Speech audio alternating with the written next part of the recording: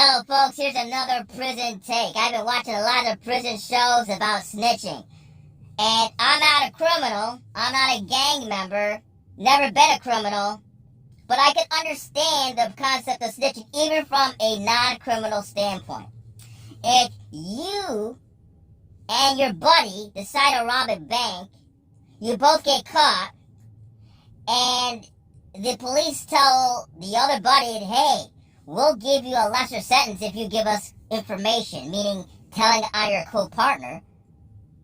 Well, I can understand why the co-partner and other criminals are pissed.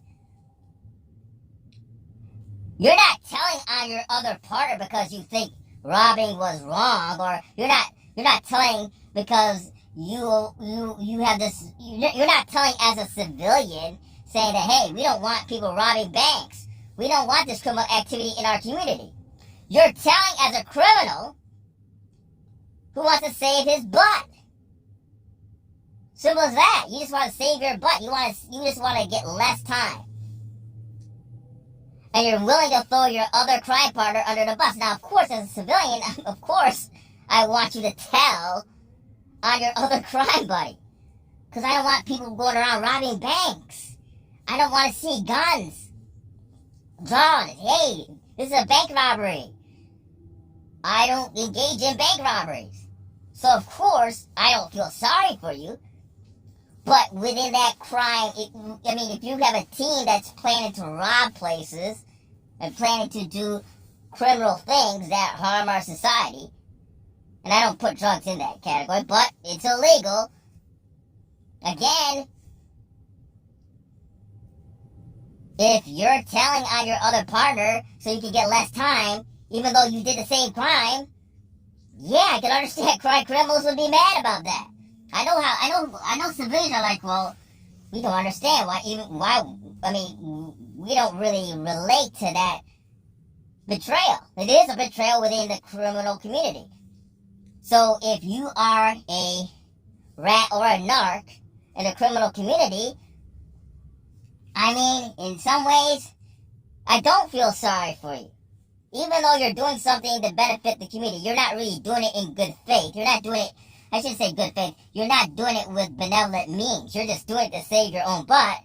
And I guess, directly you're benefiting the community because you're lowering crime. But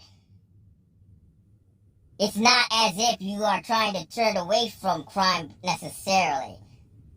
Because a lot of those narcs, a lot of those rats go back to commit crime. So they haven't really learned their lesson, right? And again, I can understand why someone wouldn't tell on their crime partners. They're like, look, I got caught, I'll go to prison. I'll go to prison. You caught me, I'll go to prison. I'm not going to help you find other people so I can get a lesser sentence. Now, look, if they cooperated without the bribe of a lesser sentence, then there may be some type of benevolence, right? Like, look, we both committed the same crime, and, we should have robbed the place, and we're both going to serve the same amount of time. If both of you serve the same amount of time, then I guess I could understand possibly that you're trying to reform yourself. But the reason why Big Hurt and Lockdown 23-1 and the After Prison Show and Wes Watson and who else? And Neil Tazad, the reason why they can't stand snitches is because they're only telling on their other partners because they're getting a lesser sentence. Now, many people will say, well, they got families. Right, the other person has families too. And again, you're committing the same crime. You're not committing a lesser crime. You're committing the same crime. A lot of these organized crime people who cooperate, we're doing the same exact things as the other people. The only reason why they're getting a lesser sentence because they're telling they're like, well, if we can catch 40 mobsters or 40 drug dealers, right? We can catch 40 drug dealers. It's obviously better than catching just one. If you tell on the other, you tell on the other people, you're getting more people off the street. So I'm not saying the police, they shouldn't have cooperation. Of course they should have cooperation.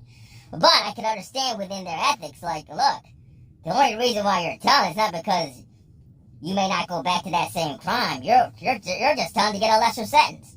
So I can understand why Hurricane Wes Watson and even a laid back guy in the After Prison show, Lockdown 23-1, I can understand why they think snitching is a weak move.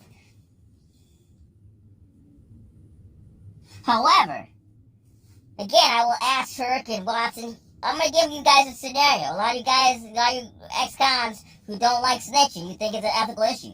I'm going to give you a scenario, though, of where snitching is perfectly acceptable. I'm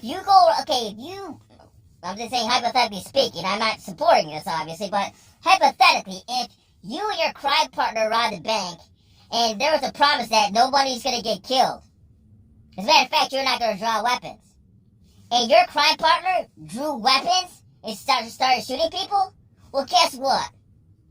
You deserve to get snitched at. You deserve to get snitched at. And I don't hear ex-cons getting mad about it. Well, that's where you try to engage in criminal activity. Yeah, but if your crime partner said, look, we're not drawing weapons. Our weapons are going to be used as a last resort, and we cannot kill anybody while you rob a bank. And you directly disobey those orders. You said, F it. If I have any ounce of getting caught, I'm going to start shooting people. So you basically lied. And as a matter of fact, you're like, hey, well, the witnesses saw my face. I guess you can't wear a mask, right? But the witnesses saw my face, so, they can't testify, so I got to kill them. And your crime partner says, no. You shoot those people. Guess what? If you get snitched at, I don't want to hear like the gangs and the ex-cons tell me, oh man, you read it. No. There are times when you're in crime with your partner and they don't do it right, which is not how they do it right. When they don't follow certain ethics and they break those ethics, if you get caught and you're like, hey man, I didn't tell that guy to go whack the other person, too bad. You get snitched on. So again, I agree if you're doing the same crime, if you're a mafia boss and you engage in extortion, you engage in racketeering, you engage in assassinations, and the only reason why you got a lesser sentence after you got caught, the only reason you got a lesser sentence is because you told on other people who did the same thing, then of course I can understand why you would think that person their ethics is shady, or their ethical intent is shady, and you can't respect that person as an ex-con. Of course I can understand that. But let's say that you're an organized crime, and there's certain ethics of like, look, let's say that you're not going to rape women after you rob them or something, and you do the crime and you rape a random woman, okay? You break it. Your crime partner breaks it. Well, guess what? You broke an ethic within that crime organization, and you're going to get snitched at.